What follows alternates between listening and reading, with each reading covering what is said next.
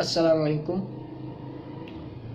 Doctor محمد عامر سعید اردو صرف و نحو کے لیکچرز کے ساتھ آپ کی خدمت میں حاضر ہے۔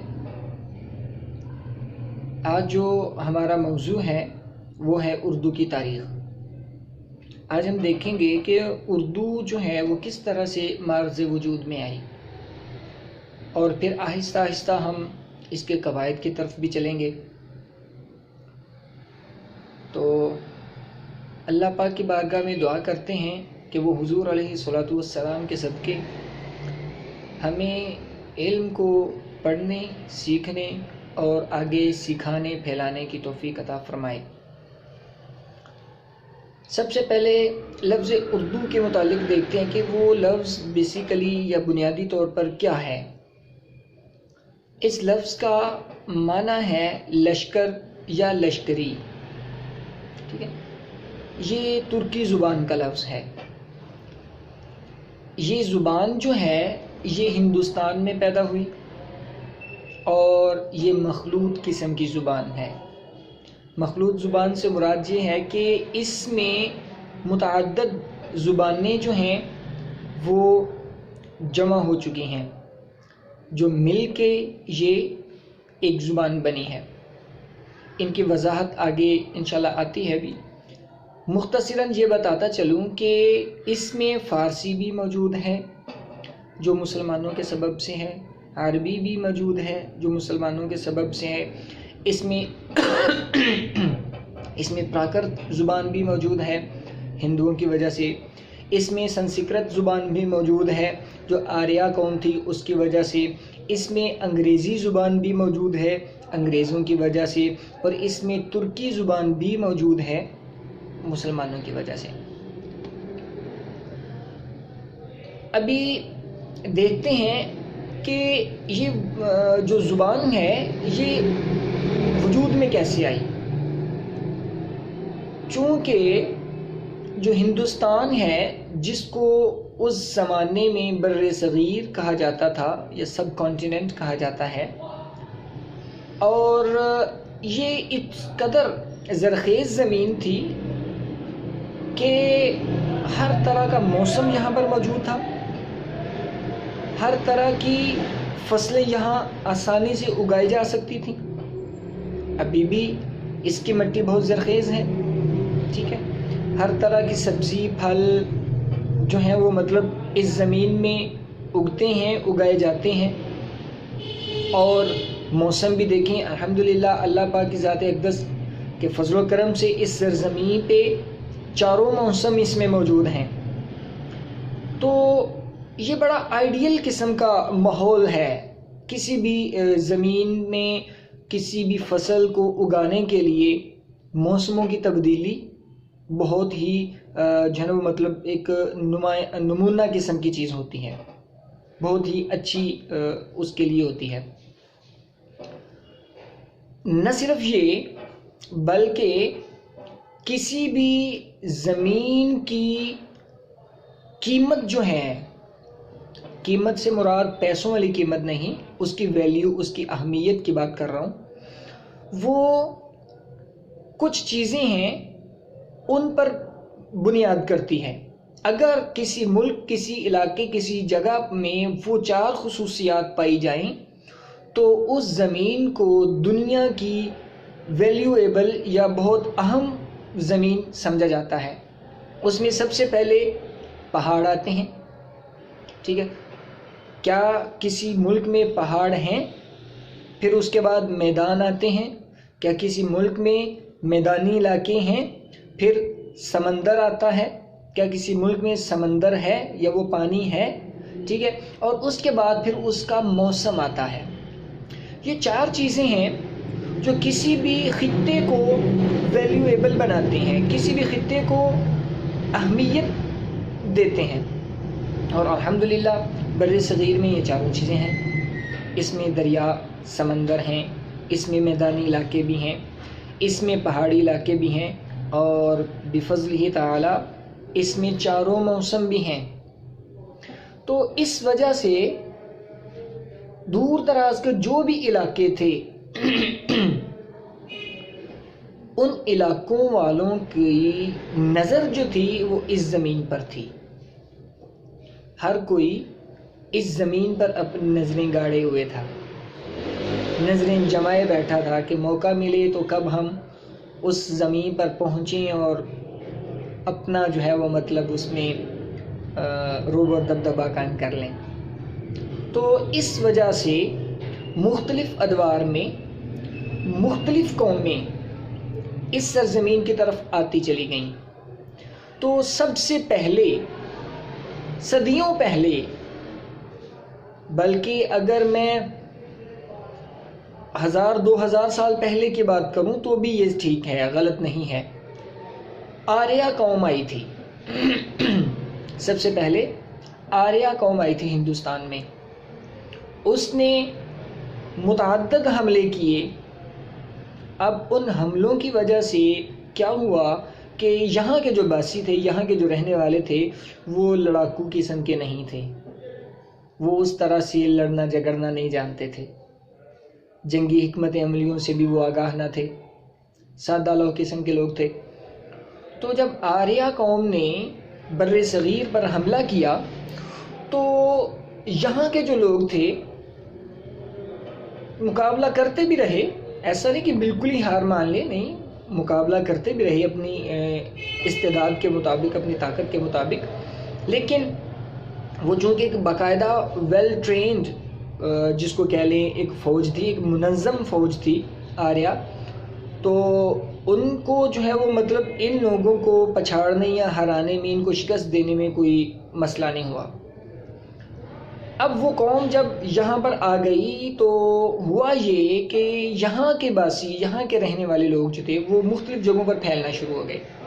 کوئی پہاڑوں میں جا کے بسنے لگ گئے، کوئی جنگلوں میں چلے گئے. کچھ ایسے محب وطن تھے، کچھ ایسے وطن سے محبت کرنے والے تھے کہ جو غلامی کی زندگی کو انہوں نے گوارا کر لیا، لیکن اپنی سرزمین کو چھوڑنا ان کو گوارا نہ ہوا.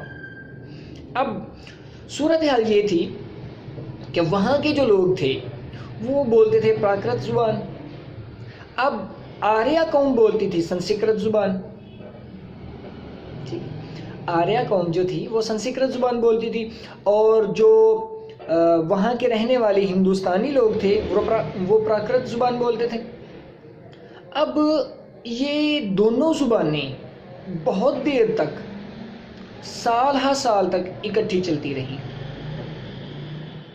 آریہ سنسکرت بولتے، ہندو یا ہندوستانی لوگ جو تھے وہ پراکرت زبان بولتے.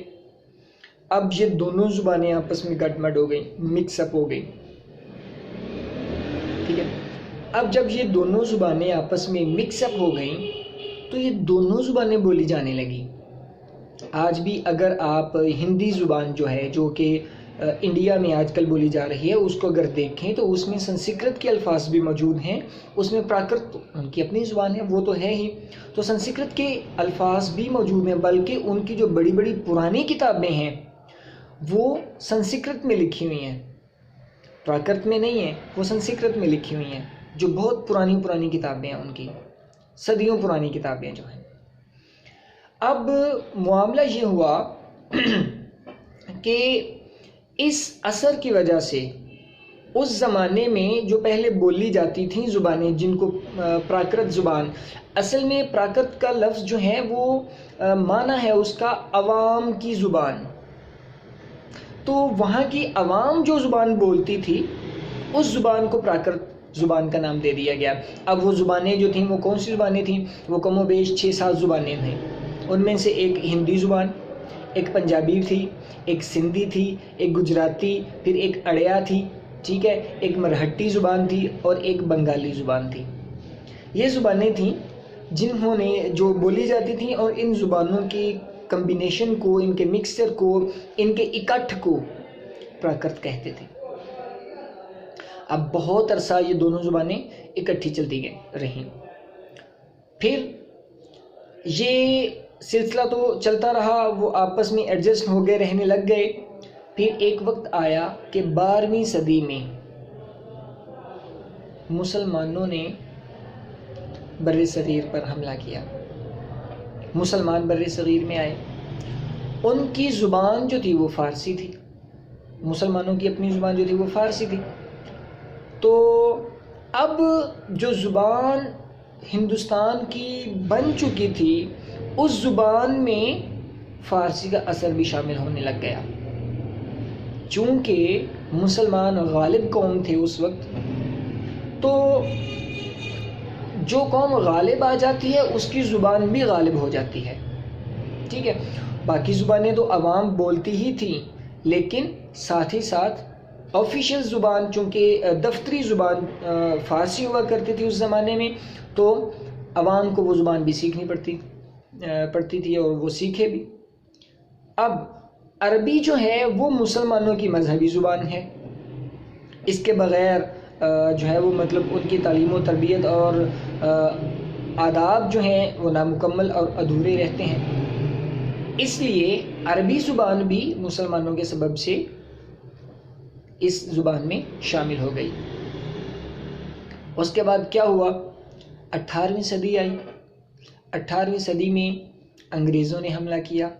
انگریز آئے اور ان کی زبان تھی انگریزی. انگلستان سے وہ آئے تو ان کی زبان انگریزی تھی. اب وہ انگریزی جو ہے وہ بھی ہندی میں شامل ہونی شروع ہو گئی. اب ایک اور چیز تھوڑی سی یہاں پر سر راہ میں آپ کو ایک بتاتا چلوں کہ جب پہلی جنگ عظیم ہوئی تھی تو پوری دنیا میں وہ جنگ پھیلی تھی، اور پوری دنیا کے ممالک جو تھے، جو بھی اس میں انوالو تھے یا جو بھی اس میں حصہ لے رہے تھے اس جنگ میں، وہ 2 گروہوں میں تقسیم ہو گئے تھے. ایک گروہ جو ہے اس کا نام ہے ایلائز، دوسرے کا نام ہے ایکسیز. یہ 2 گروہ ہیں، ایک ایلائز اور ایک ایکسیز. اب ایلائز جو ہیں اس میں جو ممالک شامل تھے وہ تھے برطانیہ، France, Italy, Russia, U S یا امریکہ جس کو بولتے ہیں، اور کامن ویلتھ. اب یہ کامن ویلتھ ممالک جو ہیں یا کنٹریز جو ہیں یہ کون سے تھے؟ یہ وہ ممالک تھے جو برطانیہ کے ماتحت تھے. ٹھیک ہے، جن ممالک میں برطانیہ کا تاج تھا یا وہ حکومت کرتا تھا ان ممالک کو کامن ویلتھ کنٹریز کہا جاتا ہے. اب دوسری طرف جو ایکسیز گروپ تھا اس میں تھا جرمنی، آسٹریا، ہنگری، ترکی، بلغاریہ، اور پھر بعد میں جب جنگ عظیم دوئم ہوئی تو ایکسیز میں جاپان بھی شامل ہو گیا تھا. ایکسیز میں جاپان بھی شامل ہو گیا تھا. اب یہاں پر بہت بڑا ایک ایشو بنا تھا، بہت بڑا ایک مسئلہ بن گیا تھا مسلمانوں اور انگریزوں کے درمیان میں. اور وہ کیا تھا کہ چونکہ پاکستان یا انڈیا جو ہے اس وقت انڈیا ہی تھا، بر صغیر تھا، اکٹھا تھا، الگ الگ تو نہیں تھا. پاکستان کا تو تب خیال بھی نہیں آیا تھا کسی کو. تو اس وقت بر صغیر کے جو مسلمان تھے وہ ترکی کو، نہ صرف بر صغیر کے مسلمان بلکہ پوری دنیا کے مسلمان ترکی کو اپنا خلیفہ سمجھتے تھے. اب ہوا یہ کہ ترکی جو ہے وہ ایکسیز میں تھا اور مسلمان بر صغیر کے جو تھے وہ ایلائز میں تھے. دونوں ایک دوسرے کے مخالفت جو ٹیمیں تھیں یا جو مخالف افواج تھیں ان میں آ گئے. اب برطانیہ کا یہ کہنا تھا کہ ترکی کے خلاف مسلمان بھی لڑیں، جبکہ مسلمانوں کا دل اس بات کی گواہی نہیں دیتا تھا یا اس کو گوارا نہیں کرتا تھا کہ وہ اپنے خلیفہ کے خلاف لڑیں یا اس کی مخالفت کریں. اب اس جنگ کی سب سے پہلے مسلمانوں نے، خاص طور پر بر صغیر کے مسلمانوں نے اس کی مخالفت کی کہ ہم ترکی کے خلاف نہیں لڑیں گے، ہم جنگ میں حصہ ہی نہیں لیں گے، ہم جنگ میں حصہ ہی نہیں لیں گے. یہی وجہ تھی جس وجہ نے انگریزوں کو مسلمانوں کے خلاف کر دیا. اور اسی وجہ سے اس وقت کے جو ہندو لوگ تھے ان کو یہ موقع مل گیا کہ وہ انگریزوں کی خوشامد کر کے ان کے قریب ہو جائیں. مسلمانوں کے تو وہ آلریڈی مخالف ہیں ہی، تو ہندو بھی مسلمانوں کے خلاف تھے، اور انگریز بھی اس وجہ سے ہو گئے کہ اب دیکھیں نا، کوئی سربراہ آپ کو کوئی کام کہے اور آپ اس کا کھلے عام انکار کر دیں تو اس کو غصہ تو آئے گا ہی. تو برطانیہ جو ہے وہ ہم پر حکومت کرتا تھا اس وقت بر صغیر پر. تو مسلمانوں کو اس نے کہا کہ ترکی کے خلاف لڑیں، ایکسس وہی تھے، تو مسلمانوں نے انکار کر دیا، جس کی وجہ سے ان کی مخالفت ہو گئی. بہرحال یہ ایک الگ سے لمبی چوڑی داستان ہے، ایک ہسٹری ہے، تاریخ ہے، اس پر ابھی اگر کبھی موقع ملا تو پھر بات کریں گے. بہرحال اب ترکی زبان اس سبب سے، چونکہ ادھر سے جنگیں ہو رہی تھیں تو آپس میں ملتے جلتے تھے، سارے معاملات تھے، ترکی ویسے بھی مسلمان تھے، تو اس سبب سے بر صغیر میں ترکی زبان بھی شامل ہو گئی. اب چونکہ اس سرزمین پر جو بھی آیا، جو بھی بر صغیر میں آیا، اس نے حملہ کیا، اس نے جنگ کی، لشکر کشی کی، لشکر آئے، اور ان سارے لشکروں کی زبانیں اکٹھی ہوتی چلی گئیں، اور اس سبب سے اب یہ جو ساری ایک مکسچر سا بن گیا، ایک مخلوط شکل جو بنی زبان کی، اس زبان کو اس زمانے میں لوگ لشکری زبان کہنا شروع ہو گئے. اب یہ زبان ایسی زبان تھی کہ جو ہر کسی کو سمجھ آتی تھی. اتنی خوبصورت زبان یہ بن گئی کہ اس زبان کی ہر کسی کو سمجھ آ جاتی تھی. اگر کوئی ترکی ہے تو اس کو اس کی سمجھ آ جاتی تھی، آریہ کو سمجھ آ جاتی تھی. اگر کوئی ہندو ہے تو اس کو سمجھ آ جاتی تھی. کوئی مسلمان فارسی بولنے والا ہے تو اس کی سمجھ آ جاتی تھی. مطلب یہ کہ یہ ایک مخلوط زبان تھی، سب کی ملی جلی زبان تھی. تو یہ واحد ایسی زبان تھی کہ جو سب کو سمجھ آنی شروع ہو گئی، تو یہ ایک زبان بن گئی، اور اس طرح سے جو ہے نا وہ مطلب اس کو یہ مرز وجود میں آئی، اور اس کا نام رکھ دیا گیا لشکری زبان. اب ترکی جو زبان ہے، اس زبان میں، ترکی زبان میں لشکر لفظ کے لیے جو لفظ استعمال ہوتا ہے وہ ہے اردو. ٹھیک ہے، یعنی لشکر کو اگر ہم ترکی زبان میں ٹرانسلیٹ کریں یا ترجمہ کریں تو وہ لفظ آئے گا، یا اس کا معنی دیکھیں اگر ہم، تو وہ لفظ آئے گا اردو.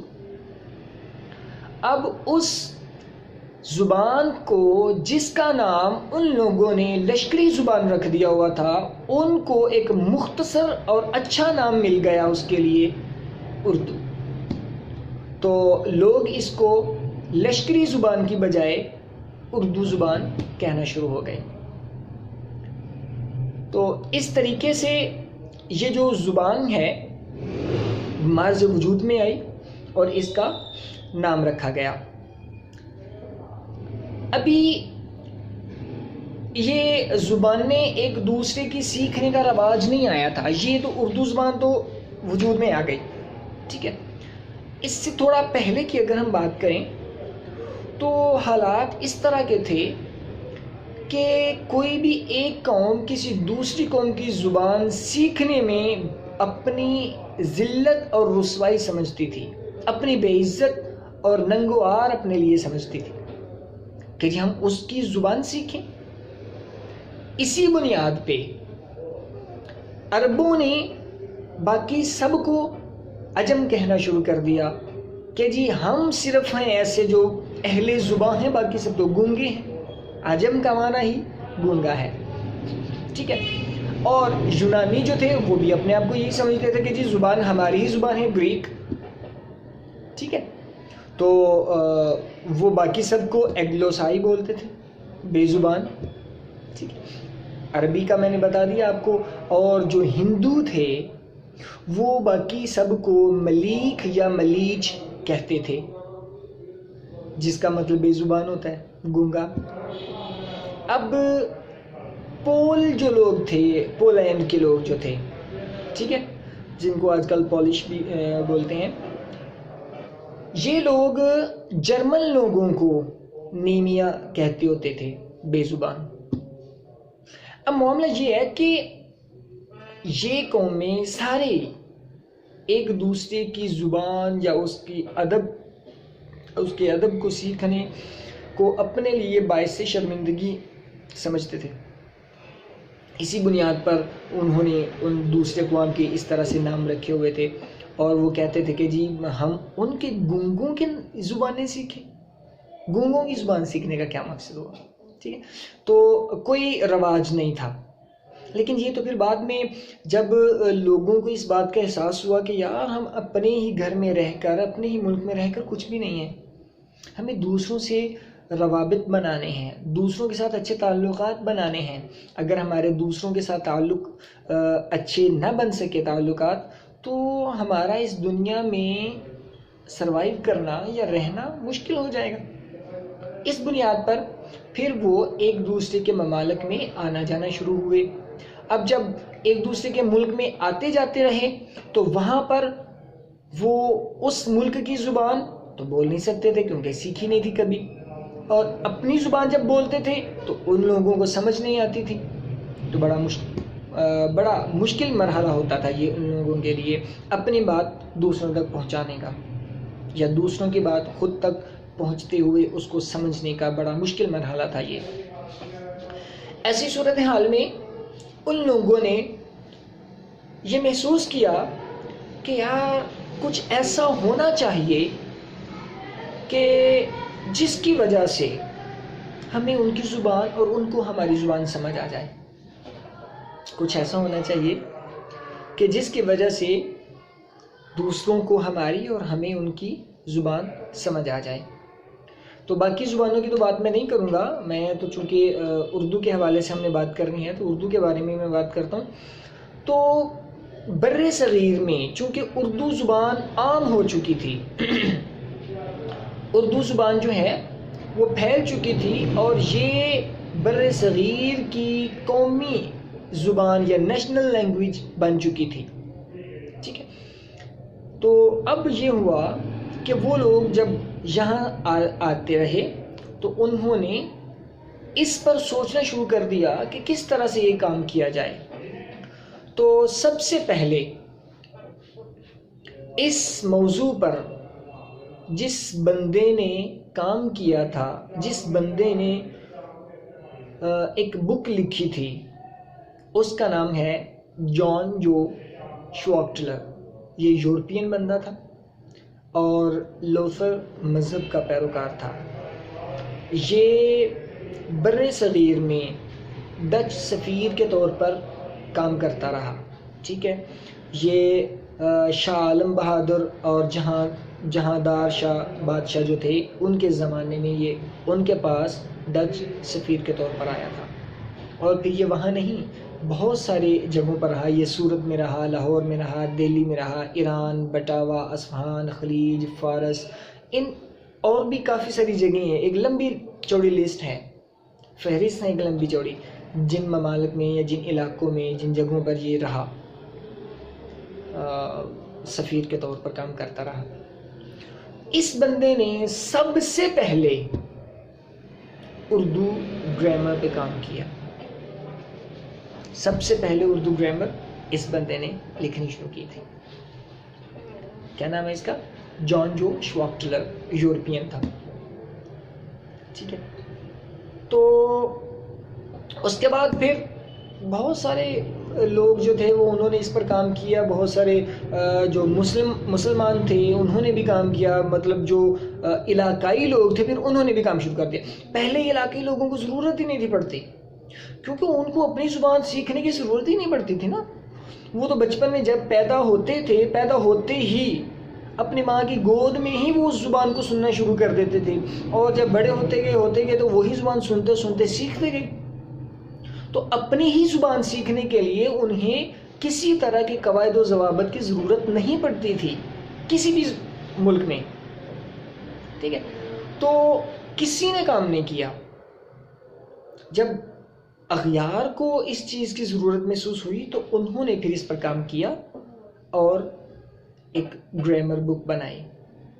کچھ بنیادی چیزیں اس نے شامل کی، کچھ جملے خاص قسم کے بنائے، کچھ الفاظ اور افعال و اسماء جو تھے وہ اس نے اکٹھے کیے، اور اس کی بنیاد پر تھوڑا تھوڑا کر کے جو ہے نا وہ مطلب اس نے سیکھنا شروع کیا، اور پھر وہ کافی سارے لوگوں نے سیکھا۔